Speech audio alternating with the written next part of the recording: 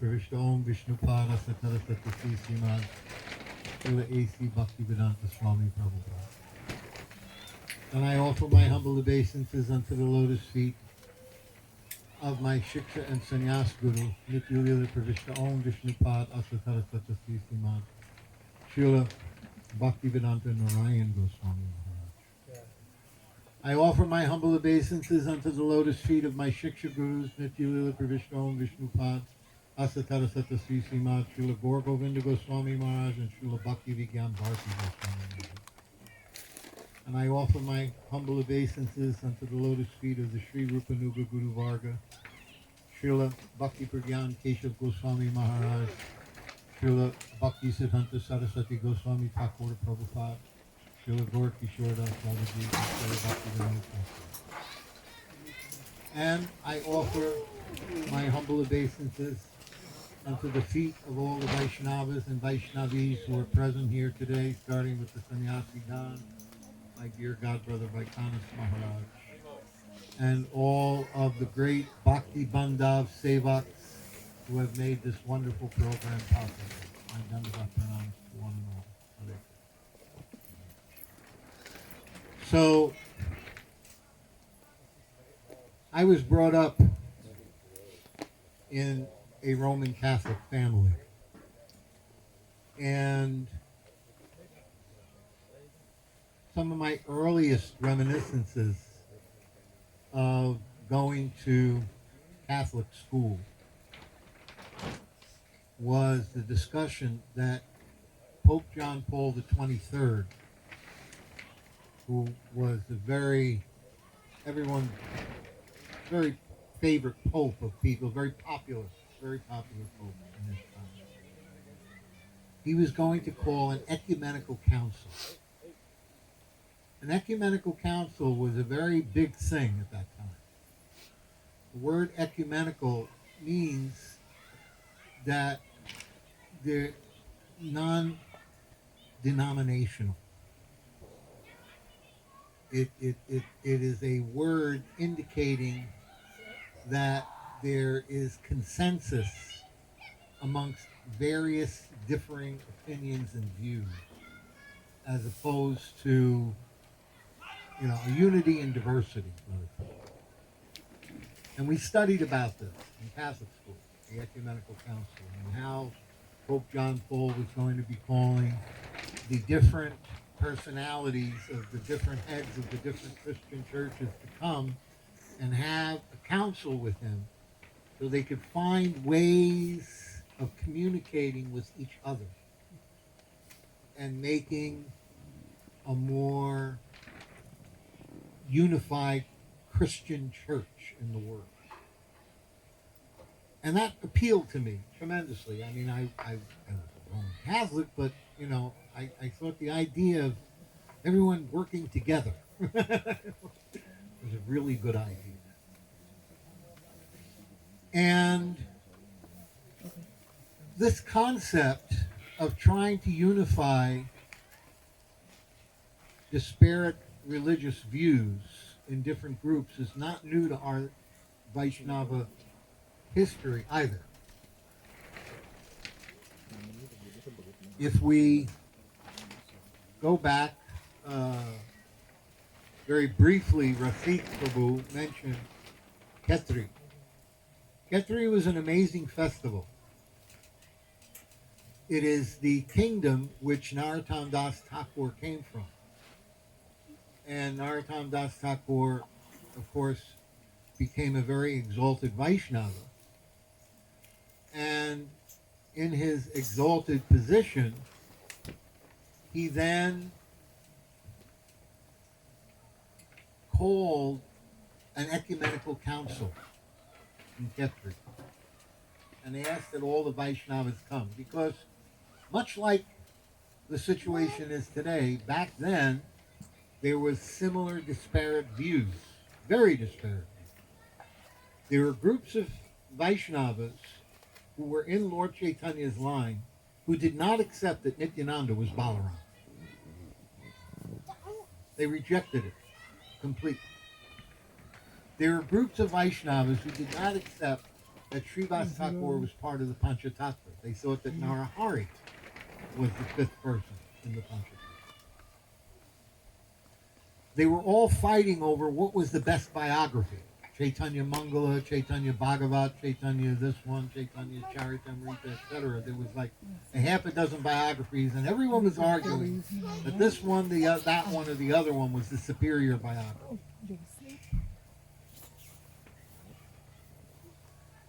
And there was other problems, like there was two different lines coming from Advaita Acharya, and one of them was considered asar because it didn't accept the principles that Advaita Acharya had established in his own philosophical conclusions with Mahaprabhu. And so in this way, there was a number of disparate views.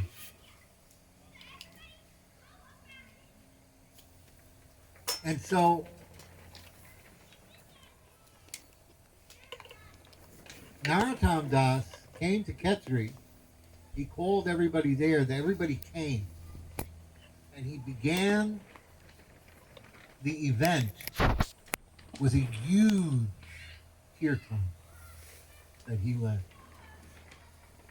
And this kirtan was so tumultuous, the whole village was resounding with the chants of Hare Krishna and Hare Bol.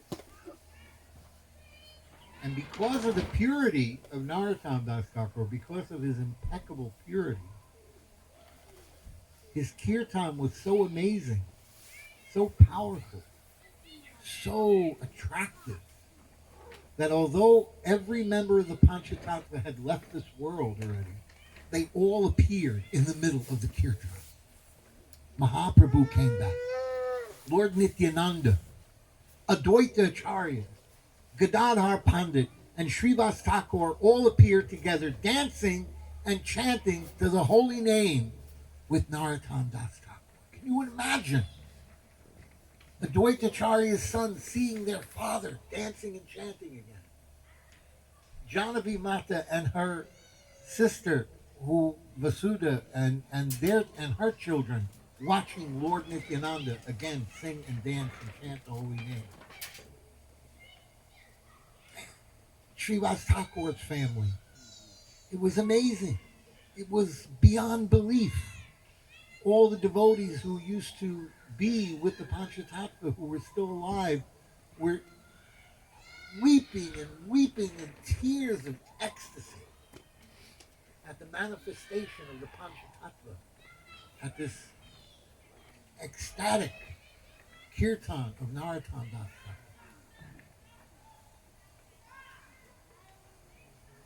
And when they did that, everyone recognized that he was the one. Narottam Das Thakur was the person who had the blessings of Mahaprabhu and the Sampradaya. And that they all surrendered to him and accepted him as the authority, and accepted whatever he was going to dictate as to how this council was going to meet and discuss and carry on. The first thing he had to do was appoint a president of the group, a president of the council. And who do you think he appointed? A woman. Janava Mata. To prove that a woman can be a guru and an acharya and the president of the synod. He appointed Janava Mata. Such a powerful move on his part. In those days. That's old school. In that place. You know. For him to do that. But it speaks volumes about what he wanted to say to the future generations of Vaishnavas. To honor their god sisters and their godmother and the value that they bring to the table. Very powerful statement he makes with this.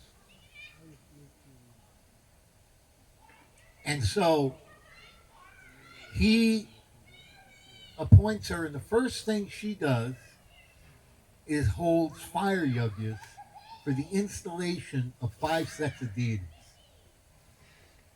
Six sets of deities. Okay, 6 sets of deities. Yeah, I thought it was 5, or maybe 6. I don't remember. Same. Same thing. Anyway, 5, 6 sets of deities they established. And We could be different parties but still come together. Actually, Indradyumna Maharaj located all of them. I read an article, he used to put that diary thing out, so he wrote a whole article about it, how he tracked down each one of those deities. And he took darshan of every one of the deities of Narottam And Keturi. Huh? In that same city still, Kheturi? No, they're all over the place. Oh. They're in that area. They're in that Like area. those- They were made in Jagannath Puri and sent to Vrindavan. Yeah.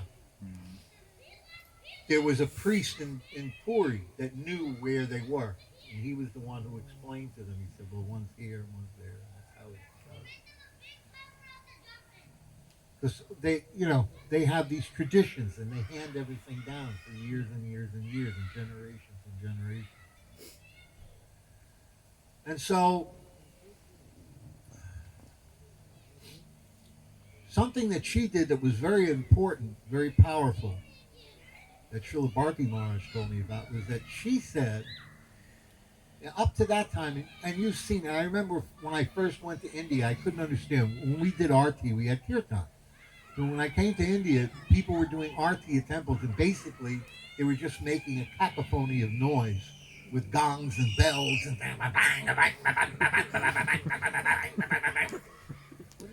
This is Arti? It's not Arti. Yeah.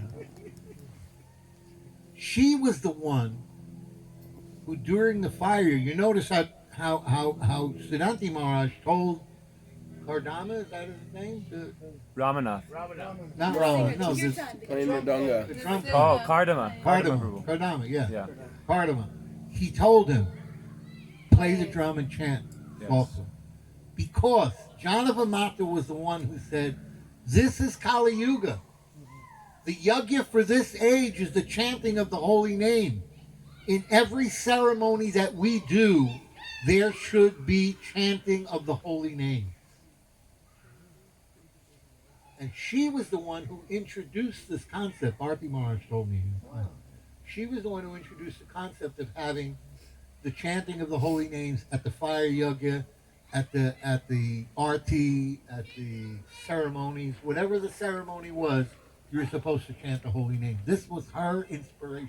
And Srila Bhakti Vinod Thakur, who initially was initiated by Bipin Bihari Goswami, came in the line from Janavamata, and that's why he wrote songs, Vajrabhakatava, Gaur Arti, Radha Krishna Arti, Mangal Arti, Evening Arti, Noon Arti. He wrote all the songs for all the different artis in honor of the head of his sampradaya, Janavamata. These are generational things, powerful concepts.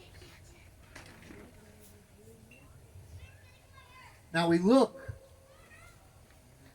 at the beauty of what they accomplished. He also, of course, once Srivas Thakur appeared with the Panchatattva at the Kirtan, it became clear that Narahari was not part of the Panchatattva. So that issue was a dead dog. It became clear who the Panchatattva was. Then, he established the points of how Lord Nityananda was indeed Balaram. And how he did that was by establishing which biography was superior, which was the Chaitanya Charitamrita. Because the Chaitanya Charitamrita, even more than the Chaitanya Bhagavat, which Vrindavan Das Thakur is constantly saying, anyone who doesn't accept that Lord Nityananda's Balaram is going to hell and you're finished and that's it. Constantly reminding everyone that Nityananda's Balaram and you better take it. But but you know what Krishnadas Kaviraj does is he gives the philosophical imports and insights from the Bhagavatam and from all the other scriptures that establishes Nityananda as the source of everything coming from Sri Chaitanya Mahaprabhu as Krishna, and from Krishna comes Balaram, and from Balaram comes all the different Vishnu forms which manifest everything in the spiritual and material world. And so this establishment of the Chaitanya Charitamrita as the primary biography, how primary, how important this biography is that there was a great scholar during the time of Bhaktisiddhanta Saraswati Thakur. His name was Madan Mohan Malavya. And he met with Saraswati Thakur, and Saraswati Thakur asked him that if there's going to be a flood and the whole world was going to be inundated, and you could only save one book, one scripture, what would you say? So first he said the Gita, and then he gave this whole, these quotes that come from this Brihad Naradiya Purana, that the Gita is the one scripture.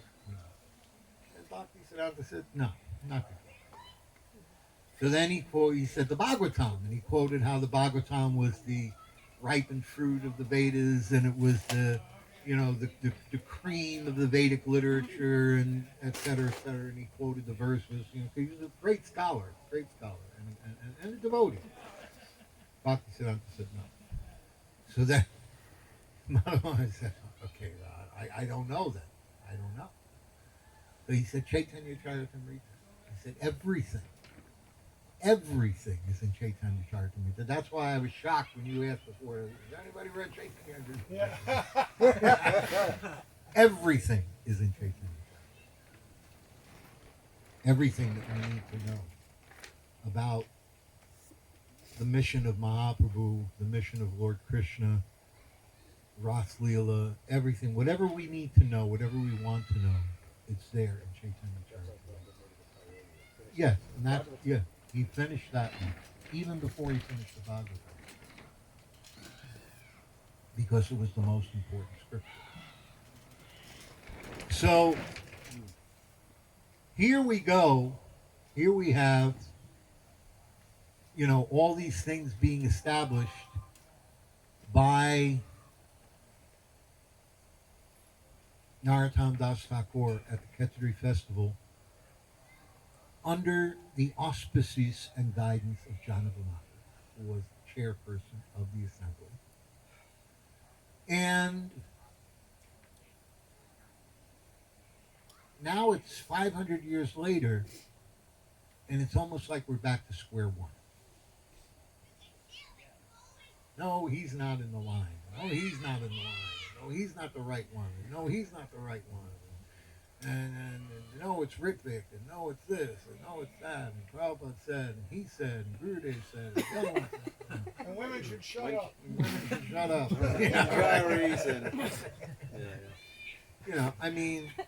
It's insane. It's insane that after 500 years, we're starting all over again. We're back in the same disparate situation where we don't understand what it is that Krishna wants, that Prabhupada wants, that the Acharya wants. What they want is that we should all be working together. There's one mission. It's Mahaprabhu's mission.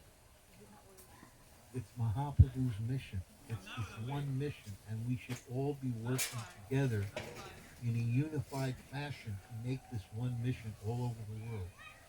What is going to happen if we don't make if we don't do this? Are we going to be like the Catholic Church 2,000 years later, and we're still trying to hold ecumenical councils because it's not together yet? We haven't unified yet?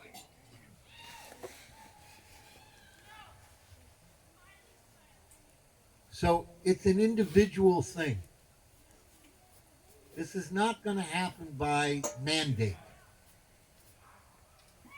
This is a kind of special situation that Krishna has put us into. He hasn't sent us a Narottam Das Thakur, who everyone universally accepts as the authority. He hasn't done that. What he's done is he's given us a lot of what Srila Sridhar Maharaj said. The environment is always favorable, and it's up to you to make the best of that environment. And so we have this environment right now. We have an environment where there are so many disparate groups who are trying to understand things from their particular secular view. And each one thinking that our view is the view, our understanding is the understanding, and all others should cooperate with this. He was talking about,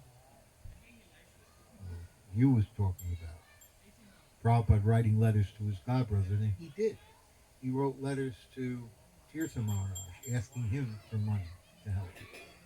He wrote letters to Madhav Maharaj. He wrote letters to different people, asking their help and their support. He later on, on August 21st, 1969, which was my birthday, there's a letter to Bhakti Mokya Bhagavat Maharaja. And in the letter, it says, Prabhupada is talking about trying to make a unification between the Bhag Bazar Mutt and ISKCON. And this was a big deal because when the Gaudiya Mutt court case was over, Ananta Vasudev won the case, but he wanted to be generous, so he said to Tirtha, you can have one of the two places, Bhag Bazar or the Yog Pit. Which one do you want? So he chose the Yog Pit because of Srila Sridhar Maharaj told him, he said you should have Yog Pit. So he took the Yog Pit. Ananta Vasudev took the Bhag Bazar Mutt and the Puri Mutt, Purushottam Gaudiya Mutt and Puri, and a few others. And Madhav Maharaj, being angry at what they were doing, took a group of brahmacharis and disciples and marched around India and just grabbed a hold of all the mutts that were hanging around because he had supported 32 of them for years in Saraswati Thakur. He and Bhakti Saranga Goswami Maharaj were the ones who collected all the money to support all 64 mutts. And so he felt, look, I supported all these mutts, I have a right to them. So he went and he just went in and said, you're now part of the Chaitanya Mutt. Good for him.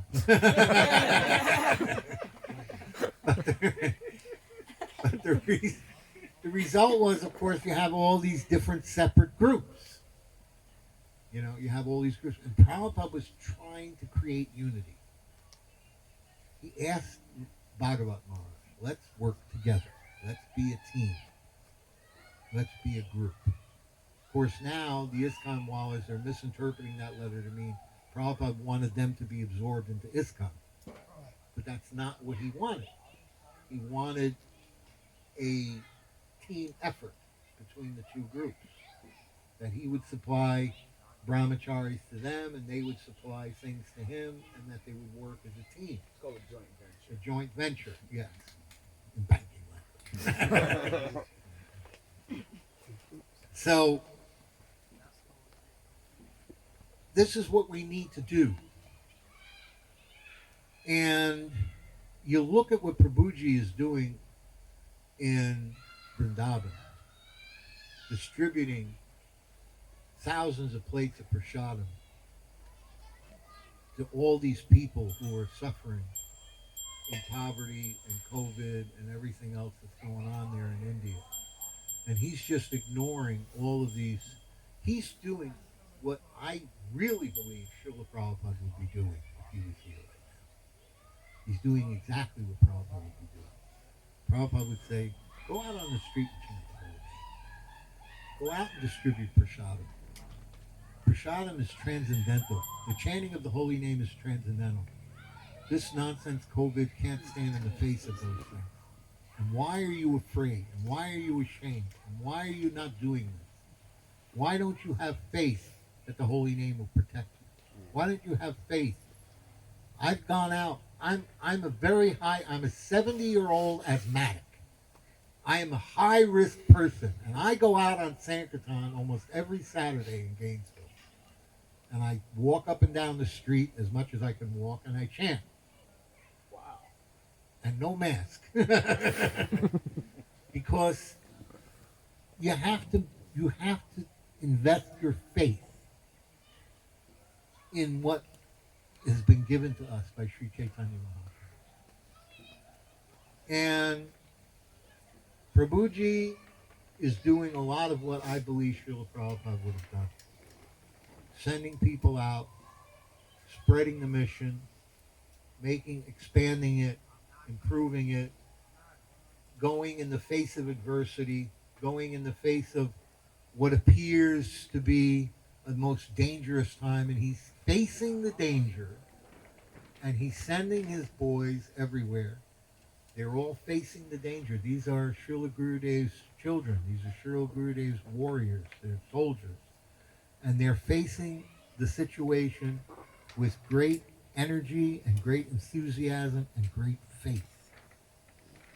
That yes, we are in the hands of Mahaprabhu. We're doing Mahaprabhu's work.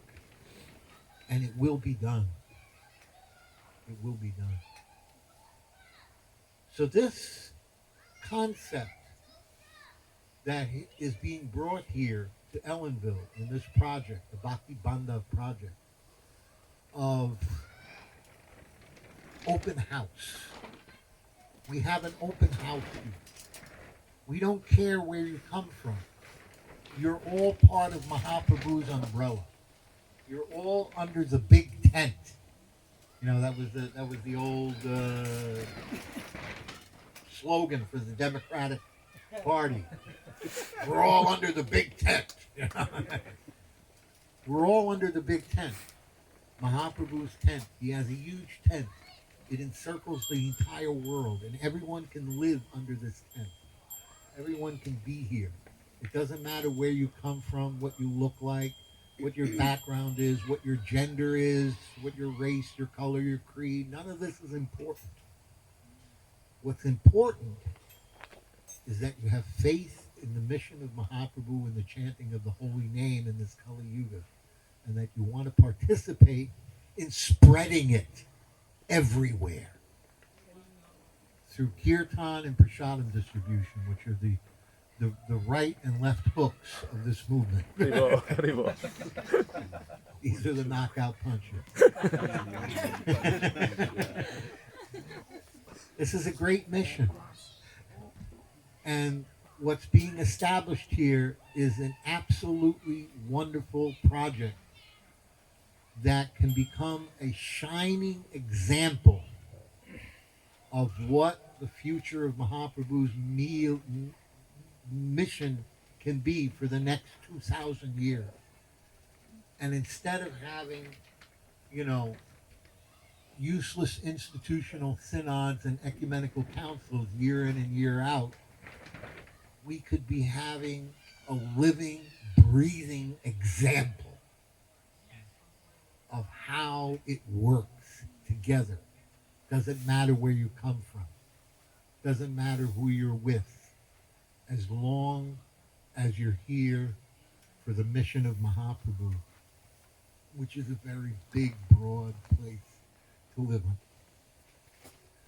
So I want to I offer my satsang dandavats at the feet of Premananda Prabhu for having this beautiful vision. I offer my great appreciation to all of his sevaks who have taken the risk to come here during a dangerous period and establish something both unique and dynamically needed at this time, and encourage them wholeheartedly. I will be more than glad to do with my part, whatever my part could be. I could come here and do different kinds of seminars on different things and help to try and heal the wounds. I've always had this ecumenical vision for many years, even since I was a young boy. And so I'm all in.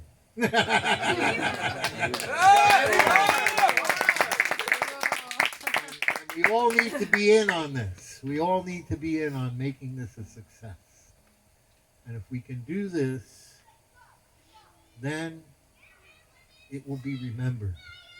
2,000 years from now, they'll remember that ecumenical council that started in the hills of upstate New York in Ellenville. And they made the difference. They made it work. And that's what we want. That's what we want to be remembered for. That we contributed to making Mahaprabhu's mission work for everyone. My Dandavat Pranam to Vansha Kalpa Previous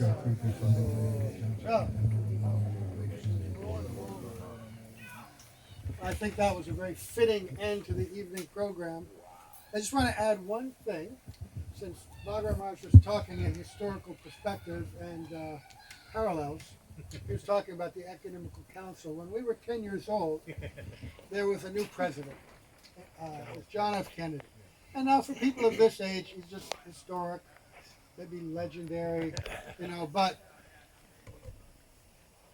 he gave a speech at his inauguration. And he said, now the torch has been passed to a new generation.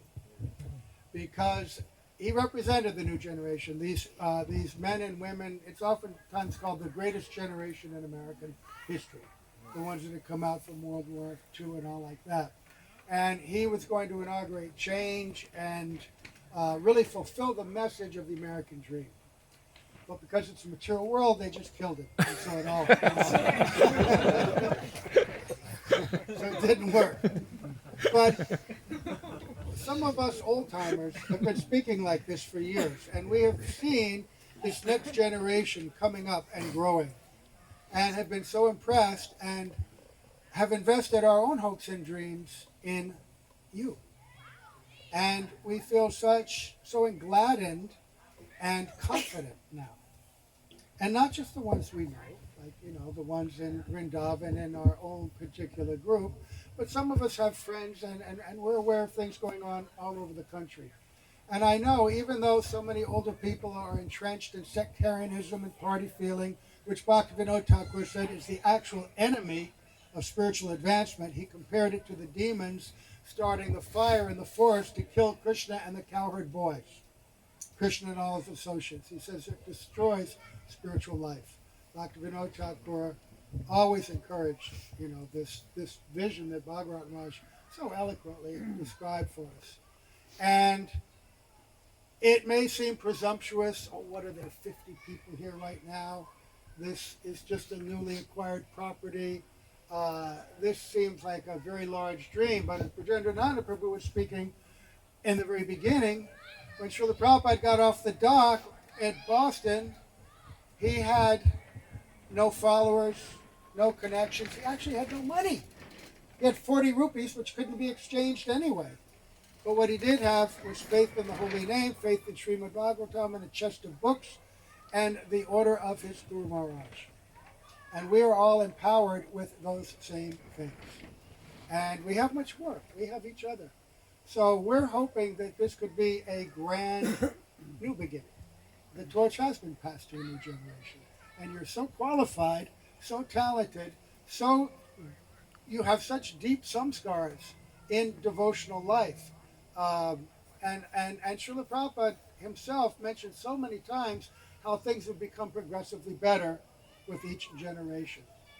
So, like Bhagavat Maharaja said, we're behind you, Charge! And we'll be right there behind you. John F. Kennedy said something that resonates with something that I said in that speech. Yeah. Ask not what your country can do for you, but what you can do for your country. Right. Don't be asking, it's like everyone, what can the mission do for you? No. What can you do for the mission? What can you do for the mission of Mahaprabhu? How can you make it a success? What bit of your talent can you contribute? Your sweat, your blood, your tears, your talent that you can contribute to make it a success. Because every drop counts. And there's one other thing. I was reading the other day, in this centennial movement, because Srila Bhakta Bandhav Dham 100th birthday is coming up. And so devotees are doing many different efforts. And one of them is that devotees who had different experiences with him are recording them. And many of these are being printed regularly on one blog or whatever it is. GurudevMemories.com. Yeah. And I saw one the other day written by one devotee. She lives in Oregon, or did live in Oregon. Padmavati, singer. And she told the story how Gurudev had told her to go preach. And, just a girl, 45 years old, said, I don't know anything. What can I do? And he said, you don't have to worry about that. He said that just follow my order. You'll become like my limb, and I will empower you, and I will do it. And that's how Srila Prabhupada's movement spread all over the world. You think we had any qualifications? Any background, any education? Not a bit. Not a bit. But Srila Prabhupada had, because he was Nityananda Avesh, was empowered by Nityananda. What Mahaprabhu and Nityananda did, everywhere they went, they would imbue these people with prema, with Krishna prema. And then that person, overwhelmed with this love of God, would wander back to their village. And everybody in the village, that same prema would be transferred to them. And then somebody from another village who happened to be in there at that time, they would be there and meet one of those villagers, and then they would go back to their village. And the miracle of Srila Prabhupada is he did that same thing with young boys and girls who just went all over the world after being in the movement maybe 6 months or a year. They would go and open temples all over the world and meet famous people and leaders of society, and the movement spread like that. And I feel that there's a second wave coming now. I feel this is the time. I remember, Gurudev said something very significant. Somebody asked him, Gurudev, when we go out on sankirtan, what is the value of our sankirtan? You were the one who asked that? Okay. No one ever told me who asked that question. We're chanting Nam Aparad, so what is the value? And he said, no, when you go out on the order of the sadhu, then it's the sadhu's transcendental voice, transcendental sound that's being transmitted. And I remember when we did Harinam? Oh, yeah. We'd come home and there would be a trail of people following us. Right. From the streets, and they'd walk in the temple and they wouldn't leave. You were one of them. I was. You weren't there yet. Next year. Who is this Joseph? I mean, it was just like, I went and I heard them chanting in where they chant now in Union Square in New York. And I heard them chanting. I started chanting with them, and then I discussed the Bhagavad Gita with them, and then I went and moved in the building that night. I mean, Yesterday that happened. That's what happened. Huh? Yesterday that happened. Where? Here in the mountain, and then we went to the hilltops.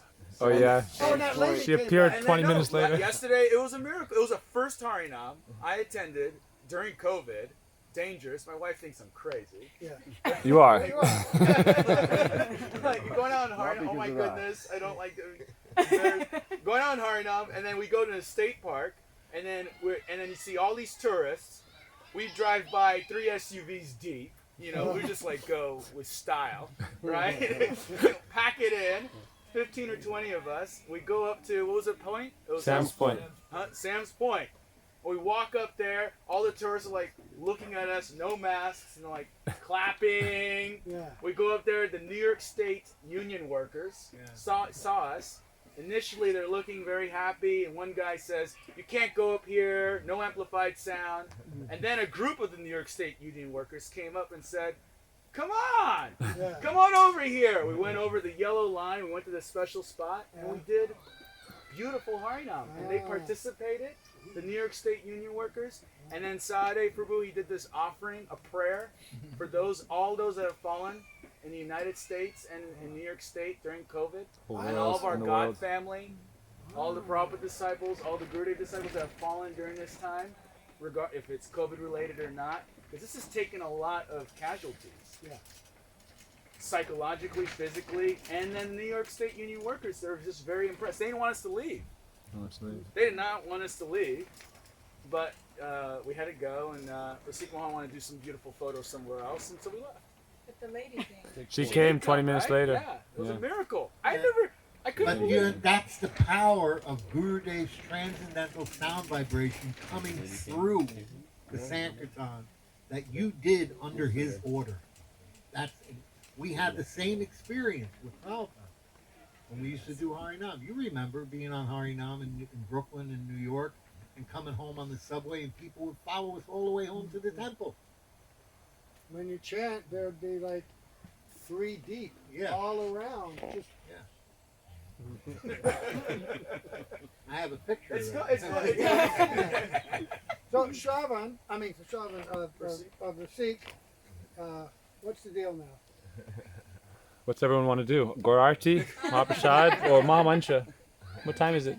Kirtan. What time? It's only 4:50. What's everyone want to do? Let's have Rupert, Let's Rupert do one kirtan. okay. Kirtan, Mahamansha. Yeah,